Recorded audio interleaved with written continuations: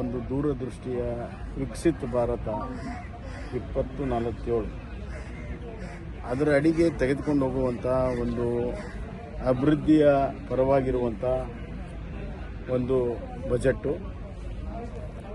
ಅಷ್ಟೇ ಅಲ್ಲ, physical consultation ಅಷ್ಟೇ ಅಲ್ಲ, ಎಕನಾಮಿಕಲ್ ಸ್ಟ್ರಕ್ಚರ್ ಮತ್ತು ಸೋಷಲ್ ಸ್ಟ್ರಕ್ಚರ್ ಎರಡನ್ನೂ ಕೂಡ ಮಹತ್ವ ಕೊಟ್ಟು ಸಮತೋಲನದಿಂದ ತೆಗೆದುಕೊಂಡು ಹೋಗುವಂಥ, ಅಂದರೆ ಗ್ರೋತಲ್ಲಿ economic growth, inclusive growth, social ಸ್ಟ್ರಕ್ಚರಲ್ಲಿ ಗ್ರಾಮೀಣ, ಅರ್ಬನ್, ಬಡವರು, ಹೆಣ್ಣುಮಕ್ಕಳು, ಯುವಕರು ಮತ್ತು ರೈತರು ಮತ್ತು MSME, ಹೀಗೆ ಎಲ್ಲ ವರ್ಗದ ಜನರಿಗೆ, SC ST ಸಮಾಜಕ್ಕೆ ಇವತ್ತು ದುಡಿಯುವ ಕೈಗಳಿಗೆ ವಿಪುಲವಾದಂಥ ಅವಕಾಶವನ್ನು ಕೊಟ್ಟಿರುವಂಥದ್ದು ಒಂದು ಬಜೆಟ್.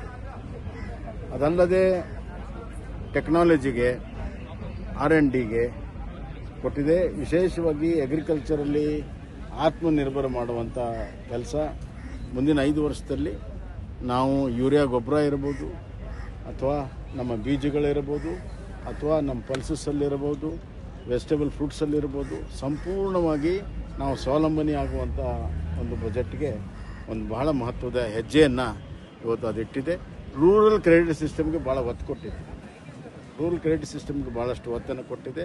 ಈ ಒಂದು ರೀತಿಯಲ್ಲಿ ಹಳ್ಳಿಗಾಡಿನಲ್ಲಿ ಹೆಚ್ಚಿನ ಉದ್ಯೋಗ ಅವಕಾಶ, ಸ್ವಯಂ ಉದ್ಯೋಗ ಅವಕಾಶ ಮತ್ತು ಹಳ್ಳಿಗಳಿಂದ ಶಹರಕ್ಕೆ ಏನು ವಲಸೆ ಹೋಗ್ತಾ ಇದ್ದಾರೆ ಅದನ್ನು ತಡೆಗಟ್ಟೋದಕ್ಕೆ ಒಂದು ದಿಟ್ಟ ಕ್ರಮ ತೆಗೆದುಕೊಂಡಿದೆ.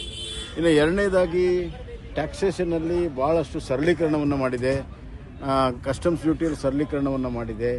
ವಿಶೇಷವಾಗಿರುವಂಥ ಕ್ಯಾನ್ಸರು ಮತ್ತು ಎಲೆಕ್ಟ್ರಾನಿಕ್ಸು ಮತ್ತು ಮೆಡಿಕಲ್ ಸೈನ್ಸು, ಆಮೇಲೆ ಆರ್ಟಿಫಿಷಿಯಲ್ ಇಂಟೆಲಿಜೆನ್ಸು, ಈ ಥರ ನವ ಉದ್ಯಮಿಗಳಿಗೆ, ನವ ತಂತ್ರಜ್ಞಾನಕ್ಕೆ ಬಹಳಷ್ಟು ಒತ್ತನ್ನು ಕೊಟ್ಟಿರುವಂಥ ಒಂದು ಬಜೆಟ್ಟು ಅಂತ ನಾನು ಹೇಳಕ್ಕೆ ಇಷ್ಟಪಡ್ತೀನಿ. ಸರ್, ಈಗ